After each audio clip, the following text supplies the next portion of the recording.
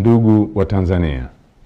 naitwa Kanali Bernard Masala Mlunga, kaimu mkurugenzi wa habari na uhusiano, Jeshi la Ulinzi la Wananchi wa Tanzania. Jeshi la Ulinzi la Wananchi wa Tanzania linautaarifu umma wa Watanzania kuwa linaendelea kufuatilia kwa karibu na kutathmini hali ya ulinzi na usalama nchini katika kipindi hiki cha kuelekea uchaguzi mkuu unaotarajia kufanyika tarehe 28 na tarehe 29 mwezi Oktoba mwaka 2025 kama ilivyotangazwa na Tume Huru ya Uchaguzi nchini na Tume ya Uchaguzi Zanzibar.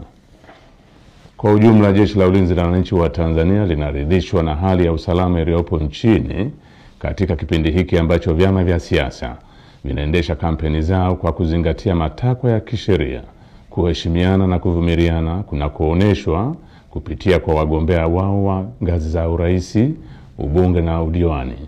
Jeshi la Ulinzi la Wananchi wa Tanzania linaviomba vyama vya siasa kuendeleza hali ya amani na utulivu wakati wote wa kampeni, kupiga kura na baada ya kupiga kura. Katika hatua nyingine, Jeshi la Ulinzi la Wananchi wa Tanzania linalipongeza Jeshi la Polisi na vyombo vingine vya usalama kwa jinsi vinavyoendelea kusimamia hali ya usalama katika kipindi hiki cha kuelekea uchaguzi mkuu.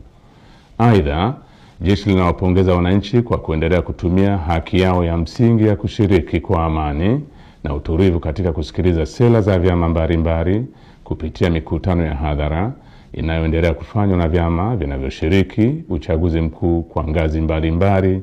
ili kuwachagua viongozi watakaowaletea maendeleo.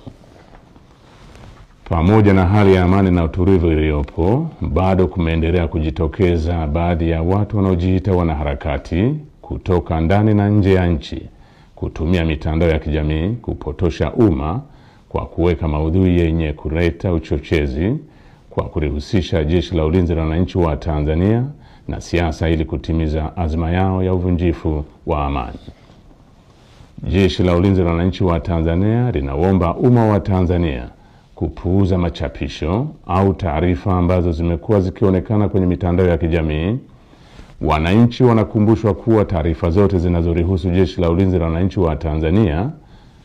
zitatolewa na makao makuu ya jeshi kwa utaratibu rasmi na mawasiliano ya Jeshi la Ulinzi la Wananchi wa Tanzania na umma.